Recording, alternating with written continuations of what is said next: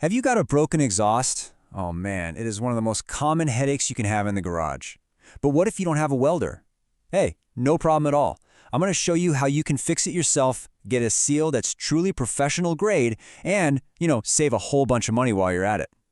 So, picture this. You're staring at a separated exhaust pipe. Maybe you just wrestled a bad muffler out of there, and now you've got these two open ends that somehow need to come back together. The noise is just deafening, the fumes are even worse, and there's not a welder in sight. It's a really frustrating spot to be in, but trust me, it is totally solvable. And here's the best part. You do not need any specialized, expensive equipment to get a durable, totally leak-proof connection. With the right parts and just a few basic tools, the kind you've probably got lying around in your garage already, you can absolutely get this job done right. It all just starts with one really critical step. Okay, before you buy a single part, before you do anything else, we have to talk about the most important step, measurement. Getting this right is the absolute foundation for a perfect, gas-tight seal. I'm not kidding. Everything else we're about to do depends on this. It sounds so simple, right? But this is exactly where most mistakes happen. The real secret to a connection that doesn't leak is a perfect fit. Think about it. A 2-inch clamp on a 2-inch pipe, it's going to seal beautifully. But if those sizes are even a little bit off, you're pretty much guaranteed to have a leak. So let's get this measurement right, and I promise, the rest of the job is a piece of cake. The key here is knowing what to measure. You're going to see OD and ID on all the parts. For clamps, what you almost always need is the OD, which stands for outer diameter. Just grab a tape measure or some calipers and go straight across the pipe, from one outside edge directly to the other. That number right there, that's your magic number.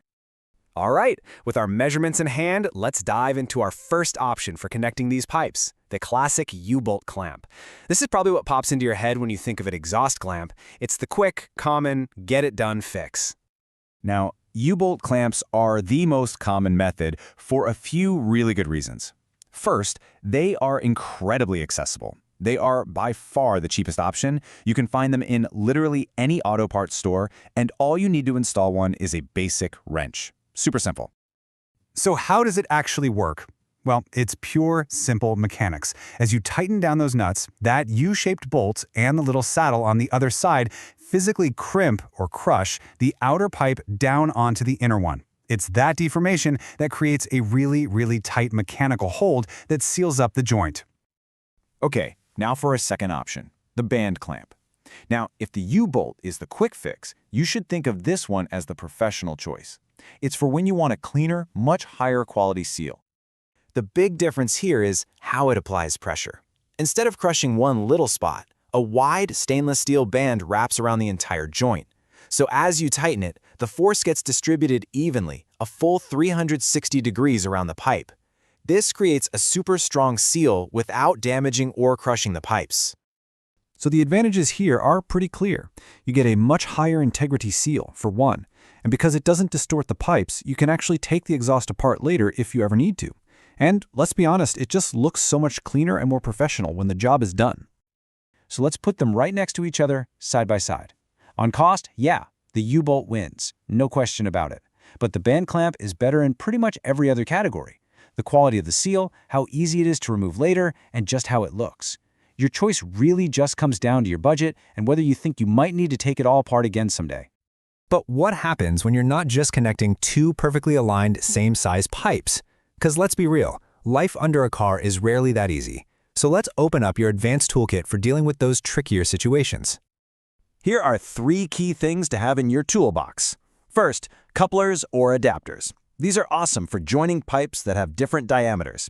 Second, if your pipes just don't line up right, a flexible braided pipe can snake around those bends. And third, and this is a big one, never underestimate high-temperature sealant. A thin layer is like your secret weapon for guaranteeing a gas-tight seal on any connection. Okay, we've covered all the parts. Now let's talk about the process. Because no matter what clamp or connector you choose, following these final steps is absolutely crucial to getting a perfect, long-lasting seal. Think of this as your final checklist. 4 simple but totally non-negotiable steps. Number 1, clean.